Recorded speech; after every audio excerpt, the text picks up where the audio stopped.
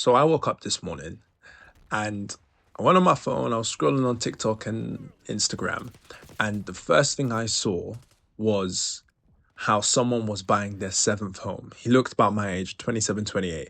And I just started thinking, it's a Saturday. I've just had a week that was hell. And the first thing that I'm being told is, this person has seven homes and I don't. And I know that's going to sound a bit petty or maybe like I'm hating, but that's just the first thing that comes into my mind. And then I started thinking to myself, what is social media like? Did I need to see this in the morning? Is it my interpretation? And then I just started thinking about how difficult it is to navigate this. And obviously I'm much older now. I can, understand how I feel and understand where it's coming from. But I still think it's such a difficult challenge when it comes to being on social media and obviously your expectations of yourself and what you see online. So when I started thinking more about how dopamine affects us and all that stuff, I started realizing that social media is ruining our lives. It may be a bit drastic. I know that there's positives to social media, but I just feel like it's if you're not monitoring the way you use it, it's definitely using you. And I think one of the first things I wanted to touch on was what I'm going to call the comparison trap. And basically, this is when you would go online and see someone doing better than you, or so you think. Now, this is essentially what my story at the beginning was about. You go online and your first interpretation of what you're taking in essentially is you're seeing it like a competition. This obviously comes from just the fact that it's a very competitive society that we live in and stuff, but I think it's so dangerous because me at 27, I feel like I'm doing pretty well. I have a good 9 to 5 job.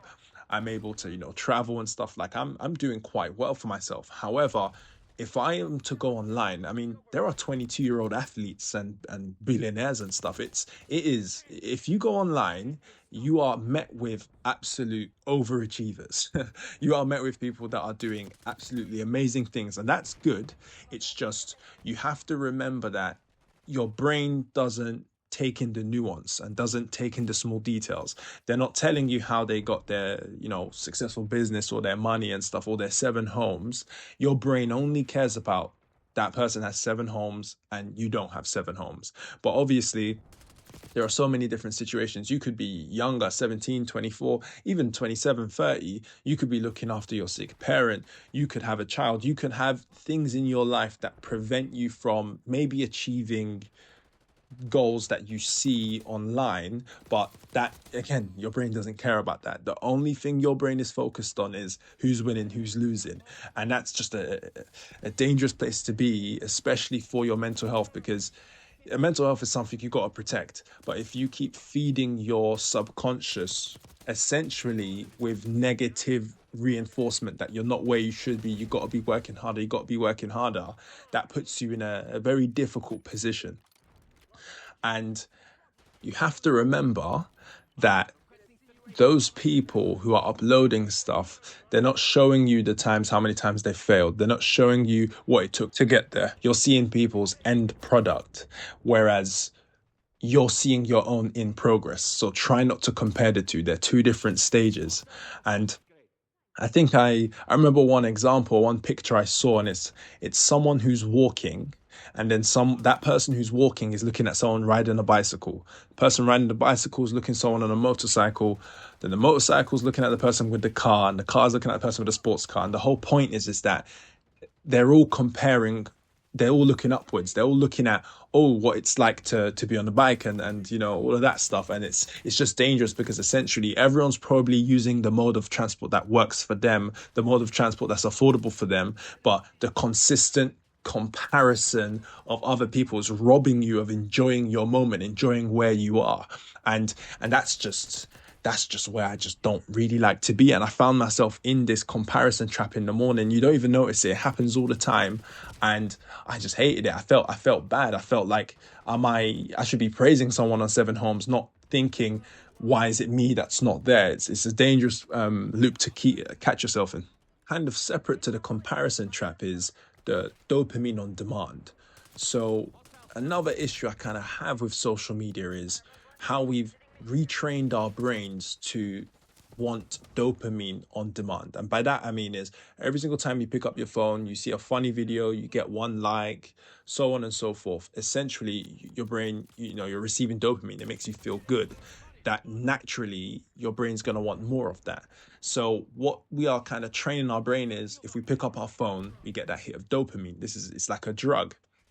The problem with that is it affects everything else in the rest of your life. For example, reading a book now feels a little bit like you're not getting anything from it. Going on walks, we're wondering why children can't sit still in class. It's because we've conditioned their bodies to want dopamine on demand.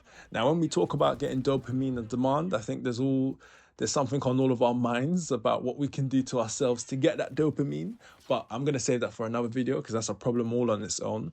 But essentially, my worry is that social media creates this expectation that dopamine can always be activated or collected or whatever you want to say on demand. So when it comes to building a business and doing things that take time, people often give up and feel like there's nothing left in it. But really, it's your brain is not recognizing that dopamine can come at a later date. It doesn't do that. We need next day delivery on dopamine. So that's the issue. And I think we're all a victim to this. So yeah, it's just it's just quite a crazy thing that we have in our pockets. And I just think we got to regulate this. I think obviously it comes down to, you as a person, you got to be the one to have the power to put the phone down. But anyway, in terms of how to manage this going forward, that's what I'm going to say for the end of this video. I think the irony of social media is quite funny because another issue I have is how more and more people are feeling alone.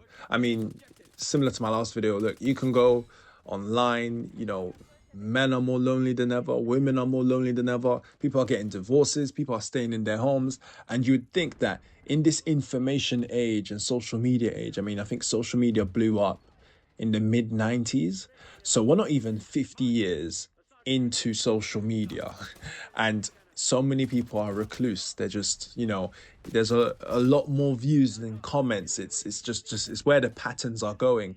And it just makes me feel as though this is what happens when it's like not regulated. Obviously, I'm not asking for the government to control social media. I'm just talking more about, I think parents need to be more involved in the lives of their children, and obviously us as adults be a bit more in control of how we interpret information and how we can allow sometimes things that are good to take over and then start to become a little bit bad for us. Social media gives the illusion of closeness, but it's fake intimacy. It's like knowing what someone has for lunch, but you don't even know what keeps them up at night. And the worst part is that when we're all feeling lonely and down, the first thing we do is go on social media. And that's where it just becomes the most brutal spiral. You see people online laughing, going out and living. It makes you feel like you're the only one that's lonely, and then makes you feel kind of ashamed for feeling lonely. And guess the cure for that? Going on social media or doing things that aren't actually going to help you out of your loneliness. It's just a brutal, brutal spiral. In all honesty, I haven't even got many solutions to this. I think one of the things that's helped me in the past was deleting social media for a bit. So what I would say is, just to challenge you guys, for 24 hours, I don't think you should go all monk mode and never touch social media again. No. Just 24 hours, delete your social media apps and just see what you do that day. And don't try and trick the system by making that your most busiest day. I'm talking about on a Saturday, you haven't got maybe a lot going on, delete social media for that day. And you'll see how much you reach for your phone. You'll see how much you're left alone with your thoughts. But the key is you need to go to the gym, go on walks, and actually talk to people. And that's how you kind of, slow down your brain, teach your brain that it's not dopamine every second of the day, but more so slow bursts of dopamine. And I think that's how you can kind of start to retrain your brain into accepting that, yeah, dopamine doesn't always come on demand. Anyway, that's my rant done when it comes to why I think social media is ruining our lives. I mean, probably a bit drastic, but it's just what came to mind when I woke up this morning and just saw someone with 7 homes.